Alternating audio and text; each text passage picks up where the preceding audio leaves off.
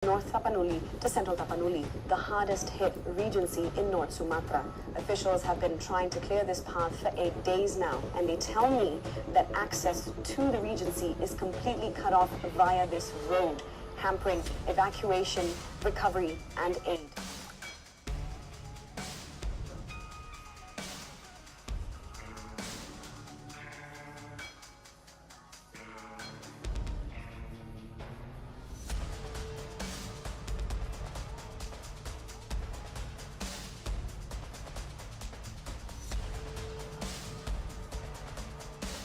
Wilayah yang paling parah terdampak di Sumatera Utara. Para petugas sudah berusaha membersihkan jalur ini selama 8 hari.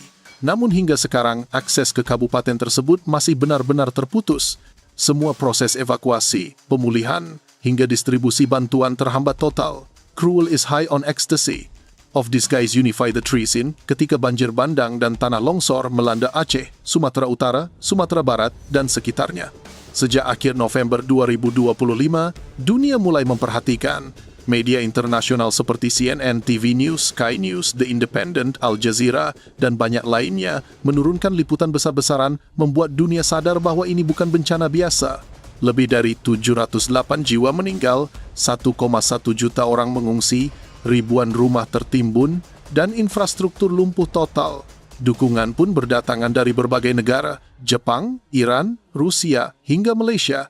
Namun yang paling menyentuh justru datang dari tempat yang paling tak disangka, jalur Gaza, Palestina. Wilayah yang sedang menghadapi genosida sekalipun ikut membantu Sumatera. Inilah momen ketika dunia benar-benar menunjukkan kepeduliannya kepada Indonesia. Memasuki 4 Desember, atau sekitar 10 hingga 12 hari pasca bencana melanda Sumatera, skala kerusakan semakin terlihat. Banyak video terbaru yang belum pernah muncul sebelumnya mulai berseliweran di media sosial. Lihat kondisi di Aceh Tamian, sebuah wilayah yang disebut mengalami kehancuran yang tak bisa dibayangkan. Atau dengarkan cerita dari seorang bapak yang yakin salah satu wilayah, Lintang Bawah, pasti hancur total. Ia berkata bahwa 100% kota itu luluh lantak. Rumah semuanya hancur. Kami terputus, cuma manjat pohon. Yang tersisa hanya semangat hidup. Tidak ada lagi makanan, tidak ada air bersih. Beras pun sudah habis. Pandangan mata saya, 100% kota Lintang Bawah hancur. Cuman ya rumah semuanya hancur. Terputus, kami cuman panjat pohon. Apa semuanya, yang ada tinggal semangat hidup adalah Pak. Ada yang tersisa lagi Pak, cuma baju di badan. Di sana pun kami di kampung makan, minum air bersih pun nggak ada lagi Pak. Dan air itulah yang kami pasak. Beras pun sekarang dah kehabisan, dan semua ternyata kami keluar dah kehabisan Pak. Apa yang terlihat hanyalah sebagian kecil dari penderitaan warga Sumatera. Hari ini, menurut data terbaru BNPB, jumlah korban meninggal mencapai 776 jiwa, dengan 564 orang masih hilang, dan lebih dari 2.600 orang mengalami luka-luka. Angka-angka itu terus bertambah di tengah medan yang sulit. Banjir yang dipicu siklon tropis Sinyar ini memaksa lebih dari 1,1 juta orang mengungsi. Ribuan rumah rusak total, jalan, jembatan, dan fasilitas umum runtuh. BNPB mencatat setidaknya 295 jembatan dan 354 fasilitas umum rusak berat, menghambat distribusi bantuan. Skala bencana ini membuat media dunia menjadikannya sorotan utama sejak akhir November. Solidaritas global mengalir tanpa batas negara. Jepang bergerak cepat melalui Human Initiative Japan dengan target dana darurat yang dialokasikan untuk air bersih, makanan siap saji, selimut, dan kebutuhan higienis. Japan Red Cross Society dan JCA mengirim tim assessment dan siap mengulang bantuan besar seperti pasca tsunami Aceh 2004. Presiden Iran, Maud Pezeshkian, juga mengirim surat belasungkawa kepada Presiden Prabowo Subianto, menyatakan kesiapannya mengirim pasukan medis, tim penyelamat, dan logistik darurat kapan saja. Malaysia menjadi negara pertama yang mengirim bantuan fisik, 2 ton obat-obatan dan alat kesehatan yang sudah tiba di Medan dan didistribusikan ke Tapanuli, Agam, dan Tanah Datar. India, Thailand, Pakistan, hingga organisasi dunia lainnya turut menyatakan duka dan dukungan. Raja Charles dari Inggris pun mengikuti perkembangan bencana, menyampaikan kesedihan yang mendalam dan sulit membayangkan skala penderitaan masyarakat. Elon Musk melalui SpaceX turut membantu dengan menggratiskan layanan Starlink hingga akhir Desember untuk wilayah terdampak, memastikan komunikasi tetap berjalan di tengah 1.294 situs telekomunikasi yang rusak. Lalu datanglah donasi dari Gaza.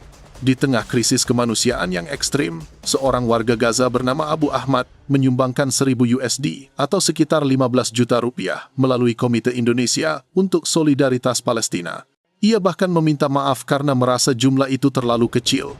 Kami memohon kepada Allah agar melindungi saudara-saudara kami di sana, menyembuhkan luka mereka, dan menguatkan iman kalian. Donasi ini diserahkan melalui Ustadz Ferry Nur, menjadi simbol solidaritas mendalam dari rakyat Palestina mereka yang selama ini disupport Indonesia dalam perjuangan panjang mereka. Padahal hanya beberapa hari sebelumnya, Gaza juga dilanda banjir besar yang membanjiri ribuan tenda pengungsi dan merusak lebih dari 20.000 tempat tinggal sementara. Tanpa listrik, tanpa air bersih, tanpa medis memadai, dan dalam musim dingin yang ekstrim, mereka masih memberikan apa yang mereka punya. Ini bukan sekadar donasi. Ini pelajaran tentang kemanusiaan bahwa solidaritas sejati lahir dari hati, bukan dari kelimpahan. Gambar-gambar kehancuran Sumatera kini memenuhi dunia. Drone merekam desa-desa hijau yang berubah menjadi lautan lumpur coklat, dengan gelondongan kayu raksasa berguling seperti bom, menghancurkan rumah dan jembatan. Masalah lain muncul. Warga butuh bantuan segera. Seorang warga bercerita ia harus berjalan 3 hari demi mendapatkan bantuan karena di daerahnya tidak ada lagi makanan.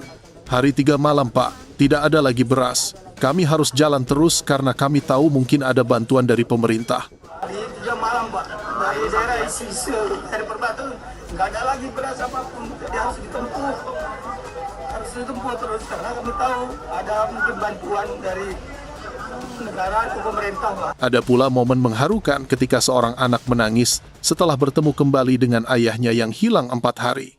Sang ayah berjalan 4 hari 4 malam menembus hutan untuk menemukan keluarganya. Lalu, rekaman seorang wanita yang kembali ke desanya dan melihat bahwa rumahnya benar-benar hilang. Bantuan terus berdatangan. Donasi hasil galang dana Ferry Irwandi sudah siap terbang pagi ini, membawa 2,6 ton bantuan kebaikan untuk warga Sumatera. Ini amanah dari puluhan ribu orang yang berdonasi dan jutaan doa dari seluruh Indonesia. Pada akhirnya, dari Sumatera yang luluh lantak hingga Gaza yang porak-poranda, kita belajar bahwa penderitaan mungkin memisahkan daratan, tetapi kemanusiaan selalu menyatukan hati. Dunia melihat kehancuran, tapi kita melihat sesuatu yang lebih besar. Rasa saling menjaga yang melampaui batas negara, agama, dan keadaan. Ketika Jepang mengirimkan bantuan, Iran membuka pintu dukungan. Malaysia datang paling awal, hingga Gaza yang sedang berjuang untuk hidup ikut menyisihkan harapan untuk Sumatera. Saat itulah kita sadar, Indonesia tidak sendiri. Selama tangan-tangan baik terus terulur, selama doa dari seluruh dunia terus mengalir, Sumatera akan bangkit. Lebih kuat, lebih tegar, dan tidak akan kehilangan harapan.